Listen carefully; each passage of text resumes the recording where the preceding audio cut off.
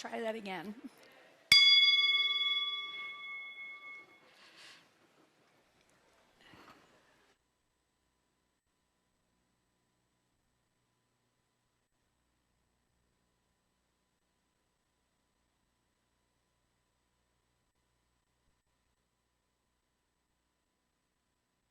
For each child that's born, a morning star rises and sings to the universe who we are. For each child that's born, a morning star rises and sings to the universe who we are. Oh, for each child that's born, a morning star rises and sings to the universe who we are. Oh, for each child that's born, a morning star rises and sings to the universe who we are.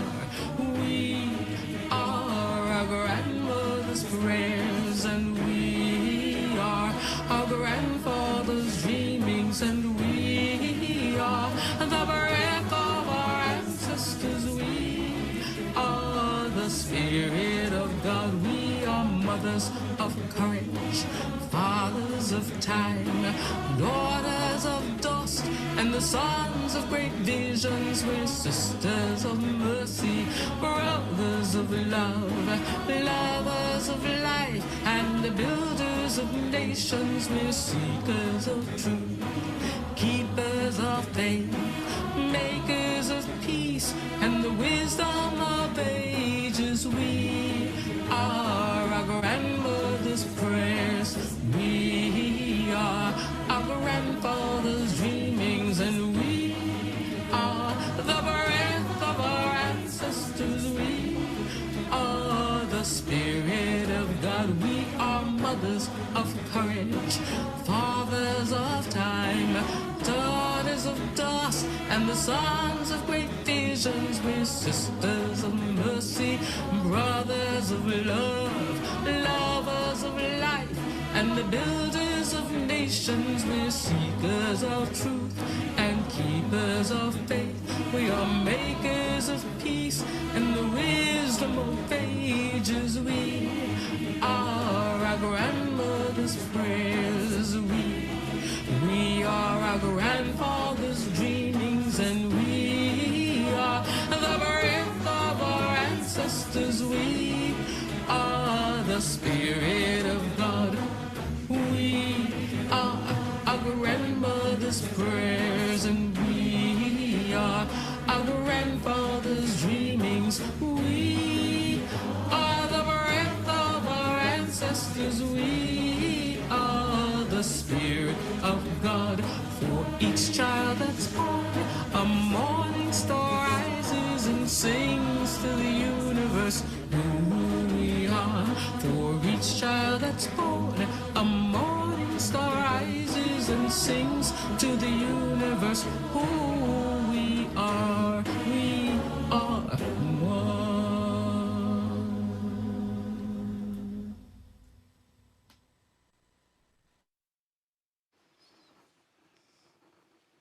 Welcome and good morning. Welcome to the multi-platform service at the Boulder Valley Unitarian Universalist Fellowship.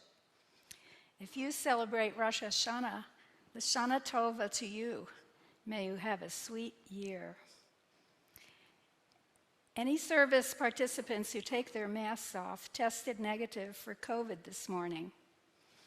We ask that you keep yours on while in the sanctuary, even while singing. I'm Mary Gibb. I'm joined today by Service Associate David BVUUF, and our music director, Tad Koriath, and Shelley Barnard and Debbie Larson, and a host of virtual musicians who are providing music, and our tech team, Mary Stackpole and Deborah Mensch, without whom none of this would be possible. And of course, you are the ones who make this a beloved community. As we say the welcome words today, I invite those of you on Zoom to shift into gallery mode if you haven't already done so, and scroll through the screens so you can experience the beauty of this congregation. Those in person, look around and see who you can recognize beneath their masks. You are all welcome here today. In all the beauty of languages, cultures, skin tones, shapes, and sizes that come together in your uniqueness, you are welcome here. In all the ways you experience and express gender, you are welcome here. In the beauty that is who you love and how you love, you are welcome here. In all the ways you make your living and the places you are from, you are welcome here. With all of the traditions that inform your spiritual life, you are welcome here today. No matter how long you are away, nor how soon you will return, you are welcome here. Whether you come with laughter in your heart or tears, you are welcome here. You are invited to join us with an open mind, a loving heart, and willing hands. We welcome you today. We acknowledge that the land surrounding us is the stolen territory of the Arapaho people, and that many tribes roamed freely on this land for millennia before the arrival of white settlers. We commit ourselves to being a center for spiritual exploration and justice-making, and to anti-racism and anti-oppression work within and beyond our congregation. If you're new here, we're glad you found us and hope that in this community, whether you're with us in person or virtually, you can experience the warmth and love of our congregation. Each Sunday is different here, so please come back a few times to really get to know us. We have many opportunities during the week for social connection and spiritual growth, and if you're new, you can find out more about that at the table in front. Those on Zoom can check out the links in the chat to help you get connected. Those in person can find our newcomer form on the QR code in the back of the hymnal, or stop by the welcome table in our foyer to get connected. If you are watching or listening virtually, you'll have the opportunity to meet other virtual attendees at the virtual coffee hour after the service. At the end of the service, you'll receive instructions on how to join. Roomies, that is, the people who are here, are welcome to stop by the fellowship hall for coffee and snacks, and bring your food outside to enjoy unmasked. Finally, if any new visitors on Zoom would like to introduce yourselves in the chat, please do. We'd love to know who is among us. Are there any visitors in the sanctuary today who'd like to introduce themselves? If you raise your hand, David will bring you a mic. And please stand and tell us your name and where you live.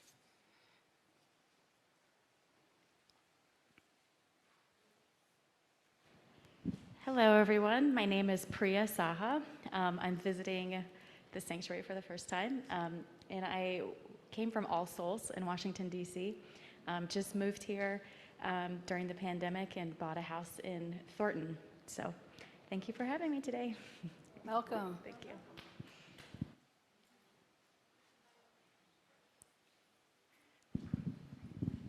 My name is Lori Walter. I live in Lafayette, and I'm just checking it out today.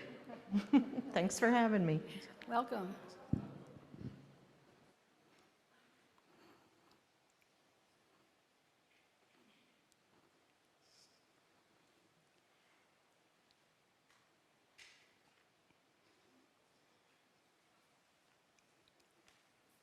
If you have a chalice at home, you can light it with us, as David lights our fellowship chalice. So we know where all our chalices are. Please write in the chat, chalice lit in, whatever your town is. Please say the words along with me as David lights our chalice. We light this chalice for the warmth of love, the light of truth, and the energy of action.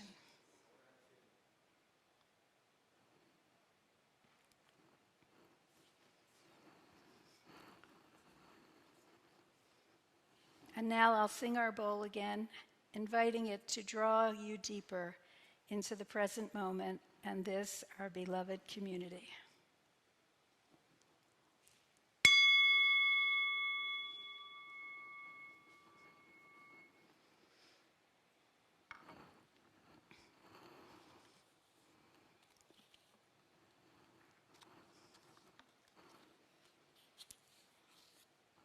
So I'm going to open with a poem that I wrote a few years ago in a writing workshop. The assignment was, "Where are you from?"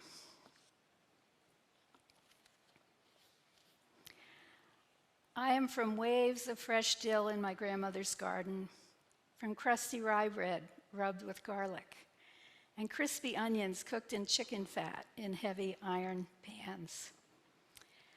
I'm from German tailor scissors, the smooth alloy of the handle, the sturdy hinge pin holding the heavy halves together, perfectly balanced. I'm from my father's favorite rose bush, its thorny stems and soft, fragrant red velvet flowers that sheltered me as I hid in its shade. I'm from caverns of deep laughter and the cruel snickering of ridicule and humiliation. I'm from perseverance and unwavering stubbornness. I'm from generous houses filled with relatives who had no other place to live. Drab rooms, old calendars for decoration, worn hand-me-downs, and tins of bright buttons, discarded zippers, snaps, and hooks.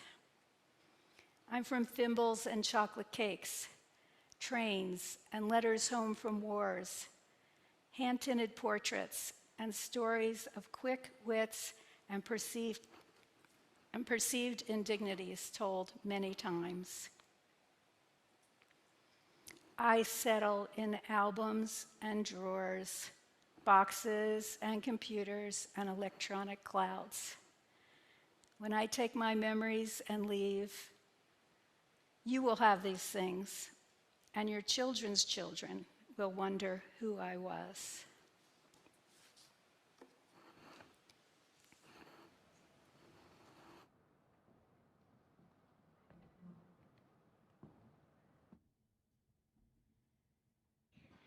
So we have lots of opportunities to sing together this morning, and the first one is in the Teal Hymnal. It's number 1001, really near the beginning. This is another lovely composition of Isaiah Barnwell, who we saw singing lead in her song We Are a few minutes ago. And again, it's 1001, and please do stand in body or spirit as you're able.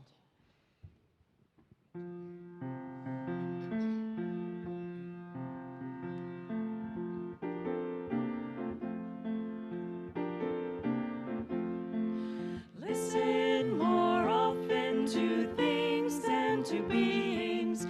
Listen more often to things and to beings. 'Tis the ancestors' breath when the fire's voice is heard.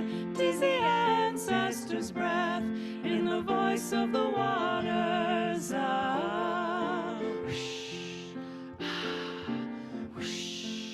Those who have died have never, never left.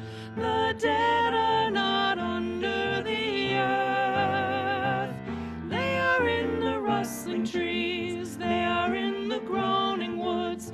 They are in the crying grass. They are in the moaning rocks.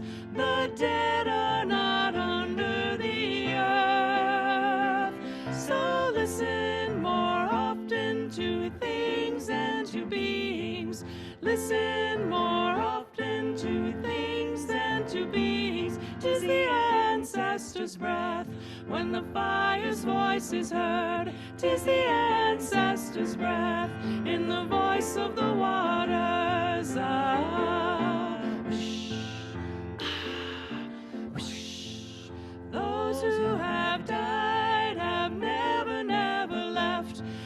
The dead have a pact with the living. They are in the woman's breast. They are in the wailing child. They are with us in our homes. They are with us in this crowd. The dead have a pact with the living. So listen more often to things and to beings.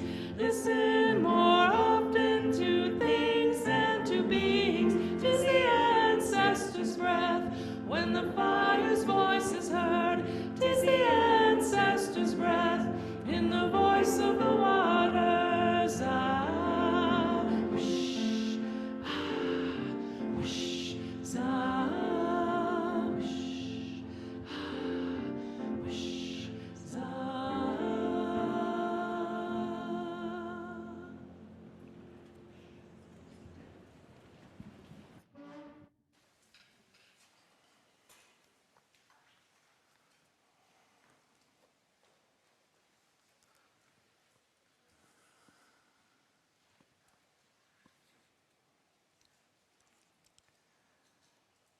As a child of the 1950s and 60s, growing up in a 100% white town, a whole set of assumptions about black people came through my mother's side of the family to me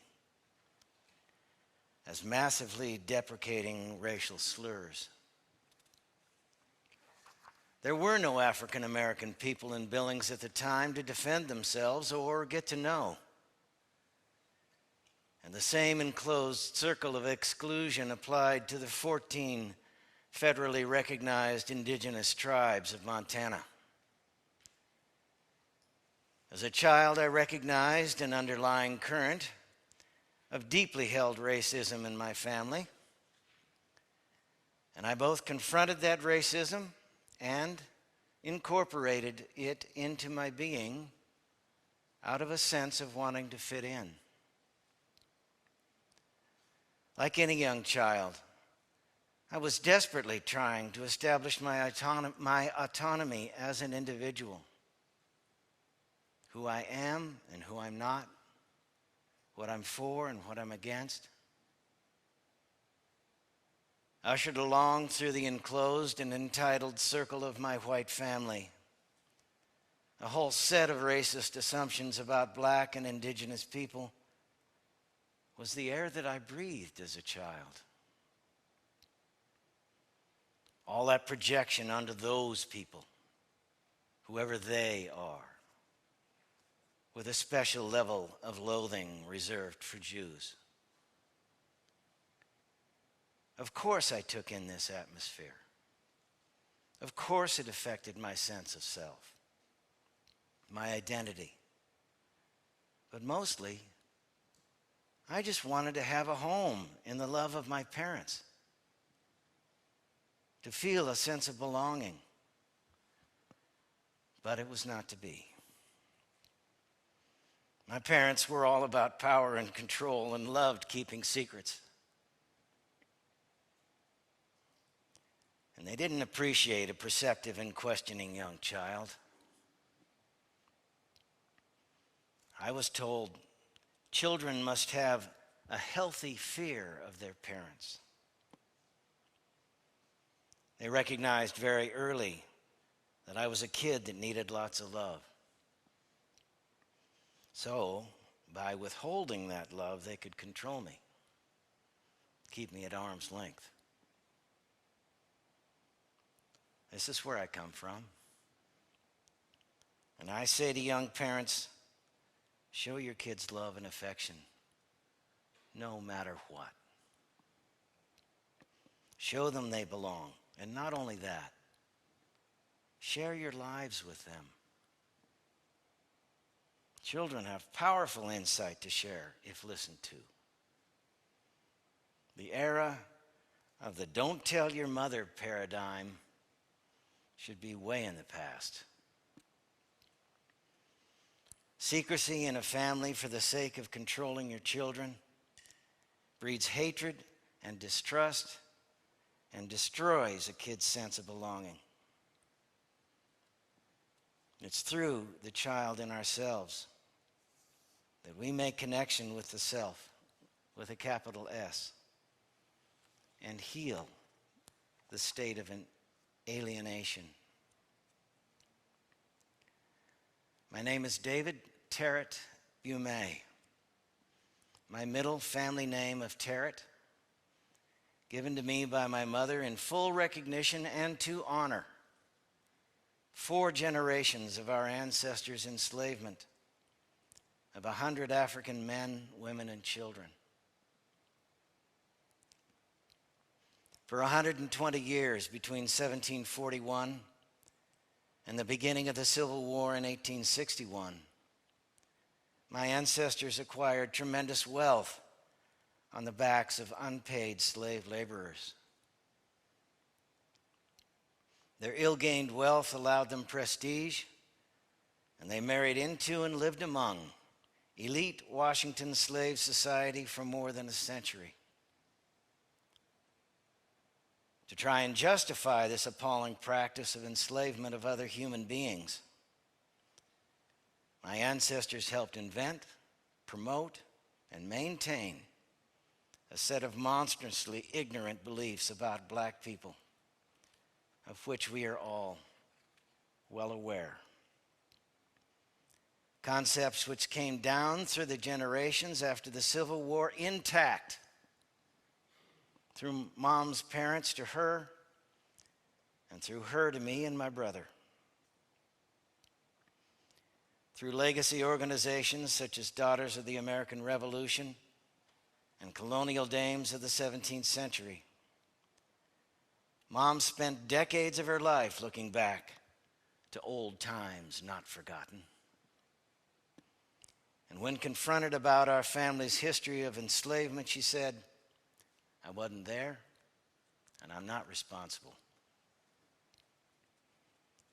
In that moment, I decided I'd find the truth and write the story of our Virginia ancestors to try and find meaning and to bring to the light of day what turned out to be an appalling history of violence and brutality against black people. I am accountable to atone for the shocking sins of my ancestors.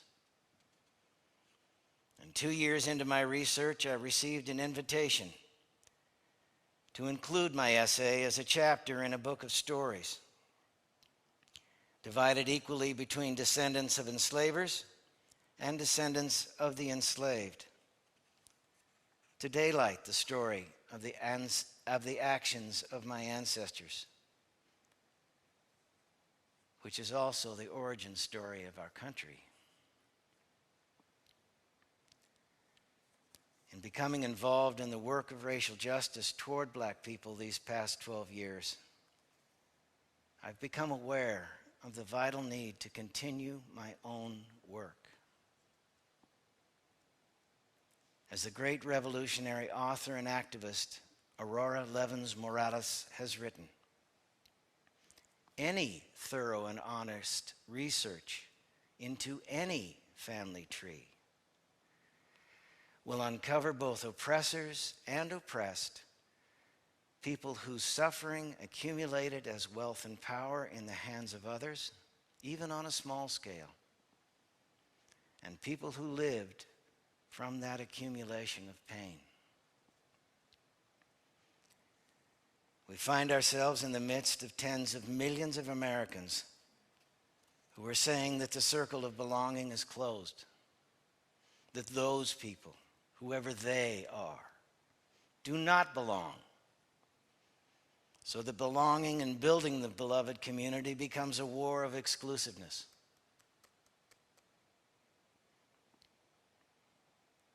How quickly you don't belong becomes you don't matter. Becomes a t-shirt of one of our Colorado congressional representatives that says, "Kill them all. Let God decide the rest." What I've come to know is that in creating racial justice, real change happens one heart at a time. I'm asking you to Google your family name, follow up on what you find, and begin to establish a family tree. For me, doing such personal work has been the most liberating experience of my life. Not because I've been called out, but because I am called.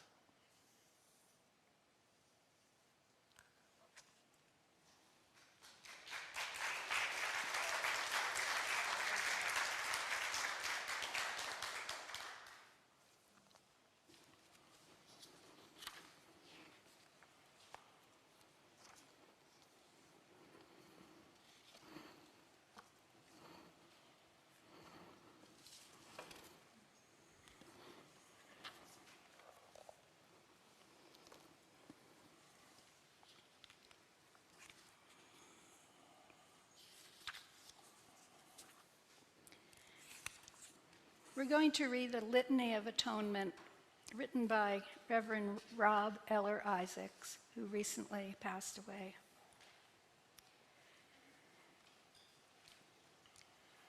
For remaining silent when a single voice would have made a difference. We forgive ourselves and each other. We begin again in love. For each time that our fears have made us rigid and inaccessible. We forgive ourselves and each other. We begin again in love. For each time that we have struck out in anger without just cause. We forgive ourselves and each other. We begin again in love. For each time that our greed has blinded us to the needs of others. We forgive ourselves and each other. We begin again in love. For the selfishness which sets us apart and alone. We forgive ourselves and each other. We begin again in love. For falling short of the admonitions of the Spirit. We forgive ourselves and each other. We begin again in love. For losing sight of our unity. We forgive ourselves and each other. We begin again in love. For those and so many acts, both evident and subtle, which have fueled the illusion of separateness. We forgive ourselves and each other. We begin again in love.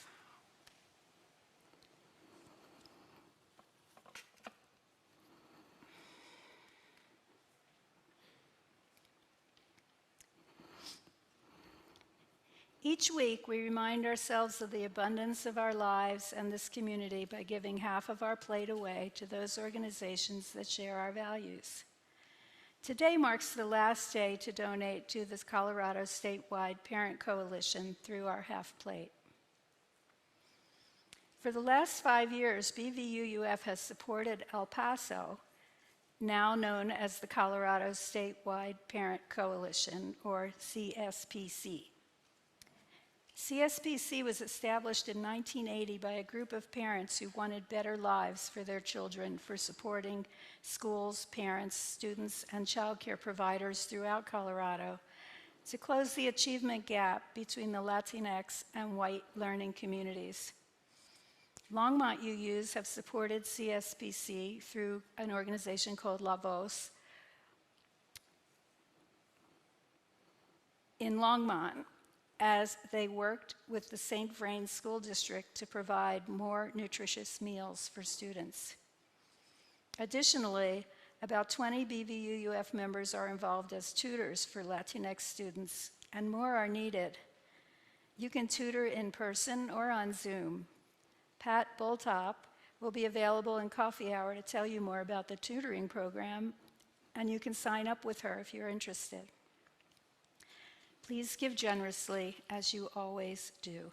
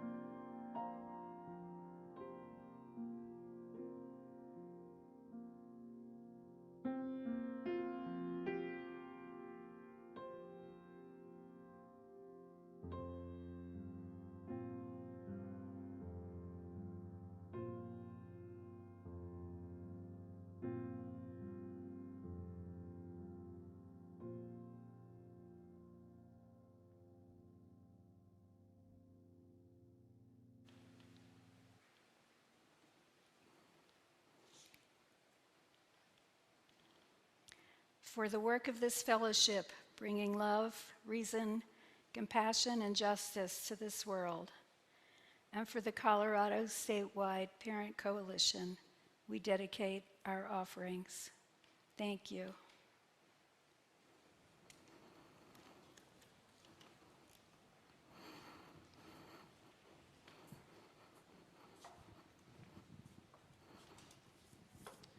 Hi, if you are able to and want to, rise for hymn 1003 in the teal hymnal, Where Do We Come From? It seems like a theme this morning. And I want to offer you the opportunity to sing any of these four parts. So we're first going to go through them, line 1, line 2, line 3, line 4, 2 times each line. And then you have the chance to choose the line that speaks to you, or even one that challenges you. So sing, when you're singing in a group, no one really can hear you individually. So if you make a mistake, it's not such a big deal. It's gone and you keep trying. So we're gonna sing in order first to kind of teach it. Some of you know it. Sing whatever lines you want after the fourth line 2 times through. And we'll just keep singing together for a while until Tad says, that's it. Enough, that's enough. Okay, so we're gonna start at the top, 1003. Where do we come from? What are we? Where are we going? Where do we come from? What are we? Where are we going? Where do we come from? Where do we come from? Mystery, mystery, life is a riddle and a mystery. Mystery, mystery, life is a riddle and a mystery. Where do we come from? Where are we going? Where do we come from? Where are we going? Pick a part. Where do we come from? Where do we come from? Where do we come from? What are we? Where are we going? Where do we come from? What are we? Where are we going? Mystery, mystery, life is a riddle and a mystery. Mystery, mystery, life is a riddle and a mystery. Where do we come from? Where are we going? Where do we come from? Where are we going? Where do we come from? What are we? Where are we going? Where do we come from? What are we? Where are we going? It was like a choose your own adventure. That was great. Thank you.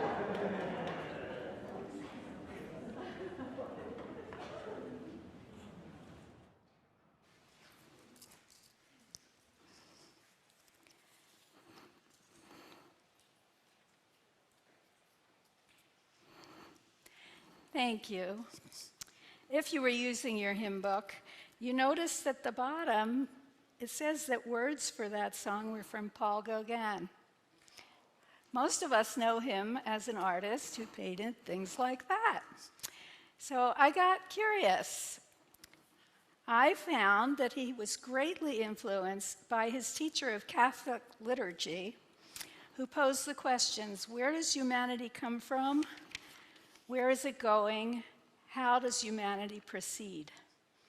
These were questions for student reflection for 11 and 12-year-olds about the nature of life. These questions lodged in Gauguin's mind for the rest of his life, and according to art historians, became the key question he asked in his art.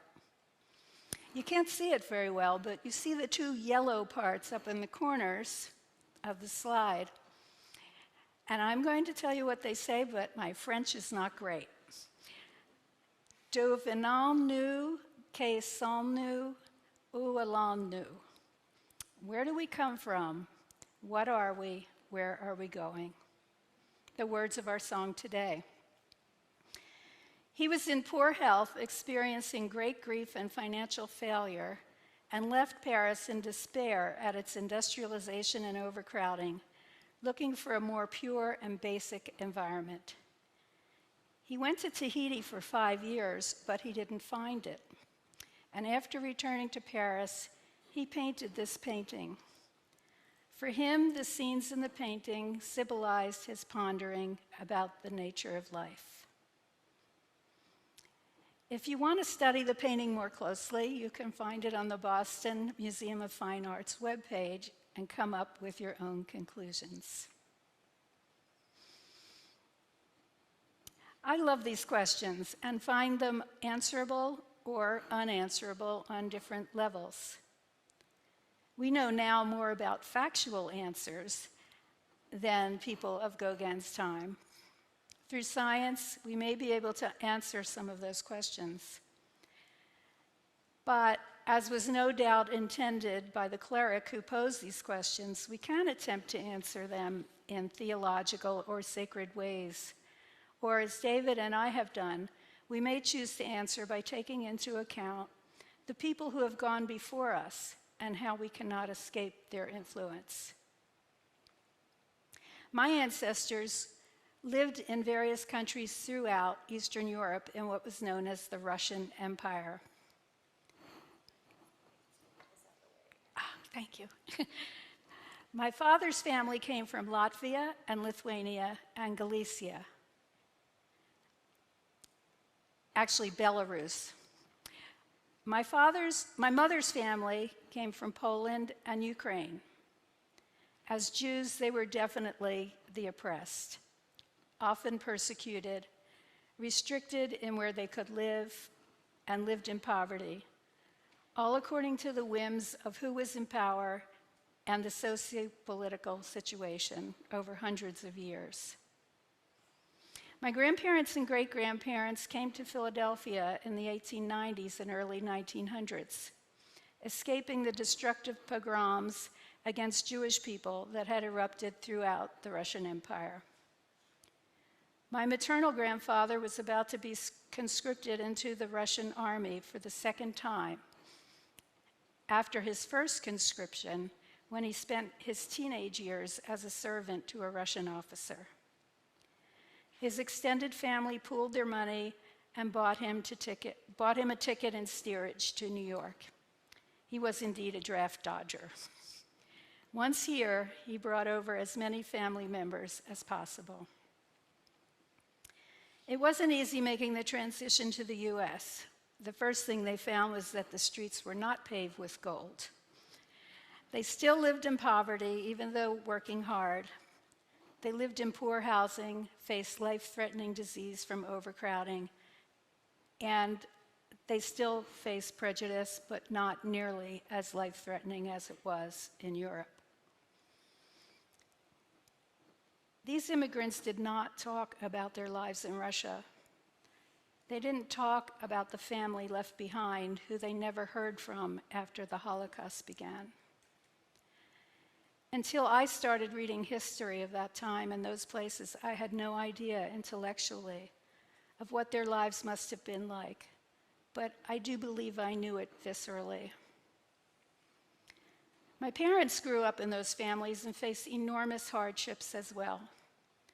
They were already poor, but the Great Depression exacerbated it, and at a time when they could have gotten ahead, there were few opportunities. My father received a full scholarship to Temple University, but couldn't complete his education because he became exhausted. He sold newspapers on street corners in the early morning, went to school, and came home to watch his toddler sister so his parents could work. My mother couldn't finish high school and went to millinery school, where she learned how to make hats so that she could have employment. Just when their situation seemed to improve, World War II and the draft began. They married, and after my father's basic training, he was sent to fight in Europe, spending 3 long years seeing the war firsthand. His unit rode through Cologne, which was decimated by repeated bombing. They stormed the beach at Anzio. They liberated the concentration camp at Dachau. And my father was one of the first GIs to see that camp. My mother waited for him to return at her parents' home, unable to know whether he would return whole or return at all. This is the soup I was born into 9.5 months after my father returned from Europe. While that was the beginning of my physical life on earth, I feel that my path was set for me by people who had been born 100 years before me. Indeed, I cannot separate the lives of my ancestors from my own. I can easily see through history and family stories how their experiences influence the next generations. When I ponder, where do I come from? All my ancestors are in that picture.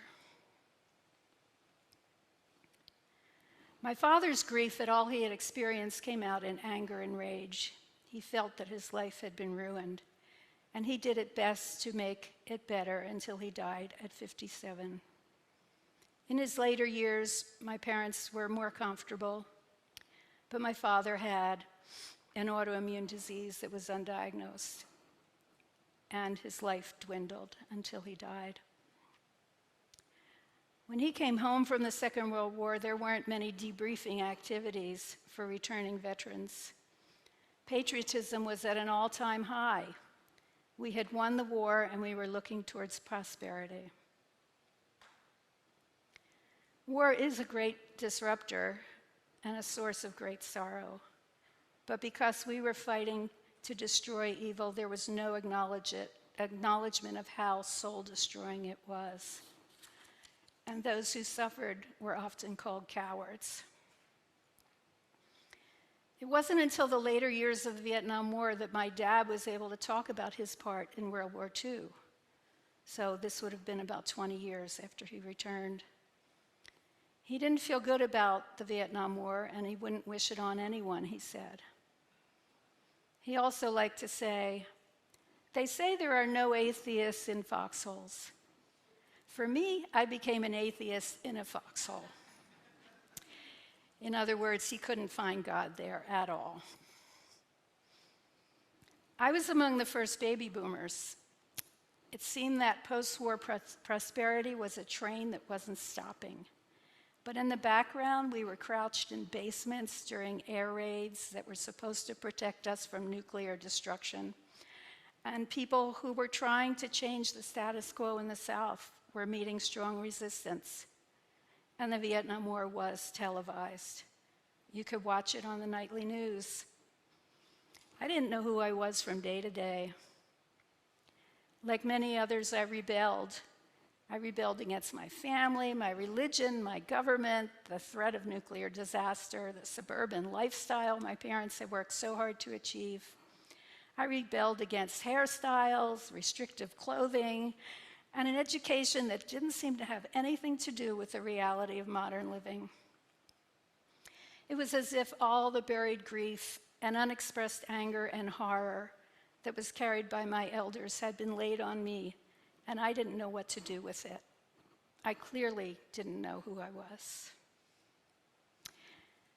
Finally, I calmed down, and I found my way. And so much of that path had to do with where I come from and finding where I belonged. I'm a person who cares about justice and people and the earth and kindness. Though I don't always hit the mark, I try to live accordingly. Aligning with Unitarian Universalism is a defining element in my life. And I've calmed down on the self-discovery question of who am I, too. Like the great philosopher Popeye the Sailor Man said, "I am who I am, and that's all that I am."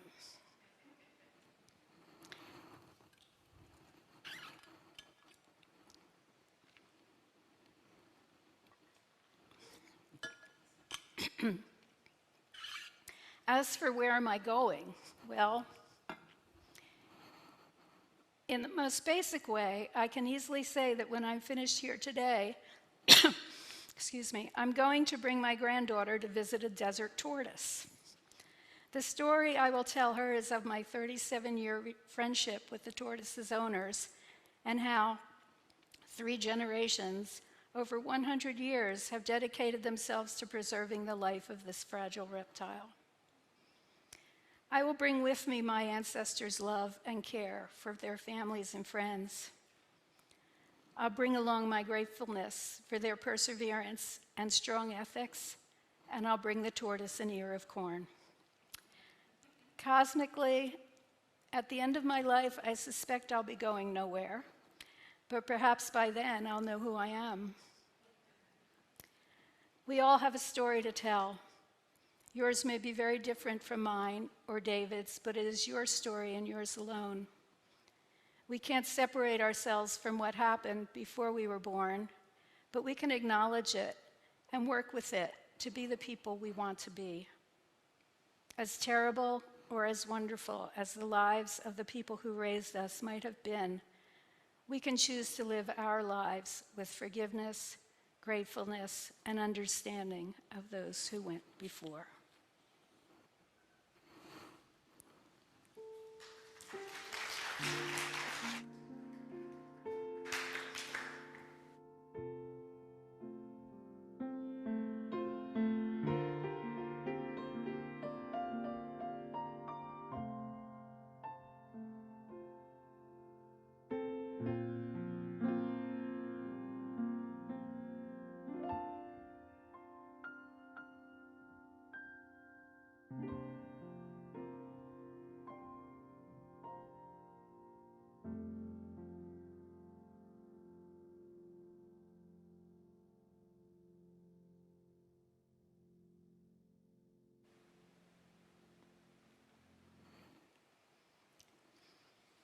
And now I invite us into our time of community connection, our time of sacred sharing.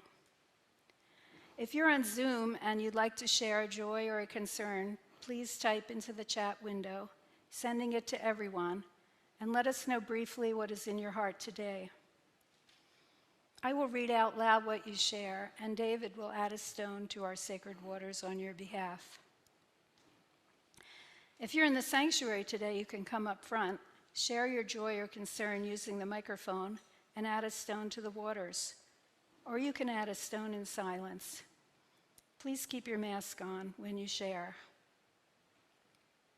Wherever you are, please tell us your name and where you live when you share. It's easy to become overwhelmed by the sorrows of the world. So today and always, let us extend our love and care to those who are suffering themselves or for other people's suffering. And while we do that, let us acknowledge that there's great joy to be had in the world and to revel in ours and someone else's joyous moments.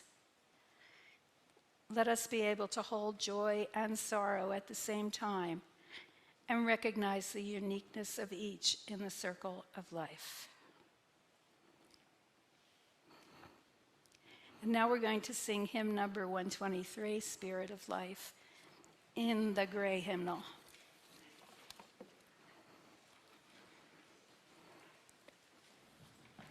Please, able and willing.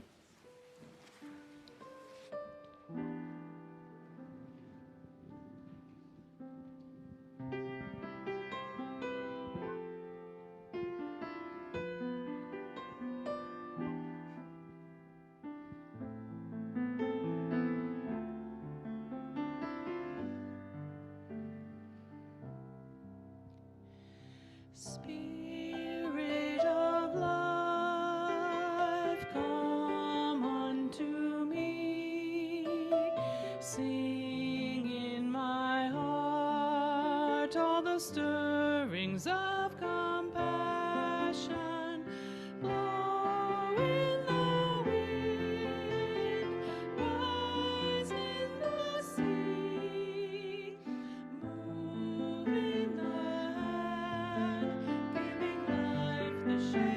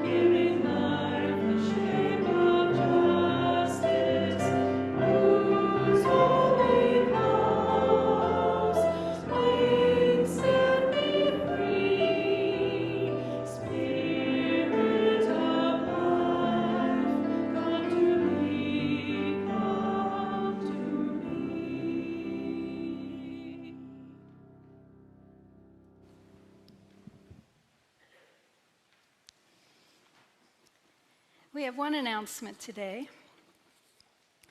This Friday, September 30th at 7:30 p.m. is our first Boulder Valley concert this fall. Come enjoy an evening of jazz with the Carmen Sandim Trio. Carmen is a long-time and frequent guest pianist here at BVUUF, a regular performer in the Denver and Boulder jazz scene, and a composer with a number of original CDs. Then, on Friday, October 14th, also at 7:30, mezzo-soprano Emily Koryath and pianist Tad Koryath will present their latest art song recital, Deepening the Shadows. This concert of 20th and 21st century songs explores the light and joyful aspects of romantic love, as well as delving deeper into feelings of longing and loss. Links to purchase tickets for both of these events can be found on the BVUUF homepage, BVUUF Facebook page, and in Connections Weekly. And if those don't work for you, please email Tad, music director at bvuuf.org, or speak to him in person, and he can answer any questions and tell you more about it. We hope to see you there.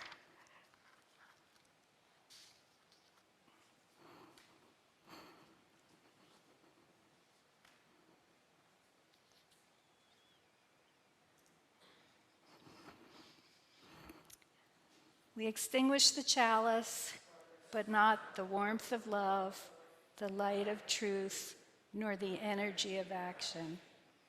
These we carry in our hearts until we meet again.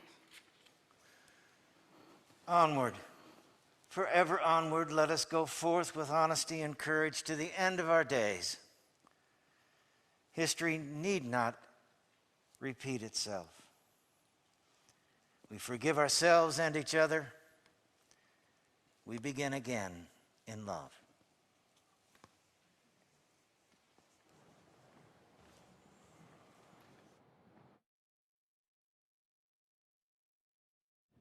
Please join us for one more singing opportunity in the Teal Hymnal.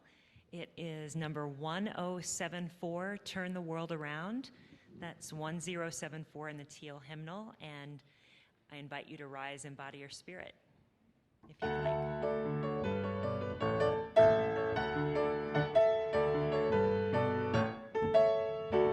We come from the fire.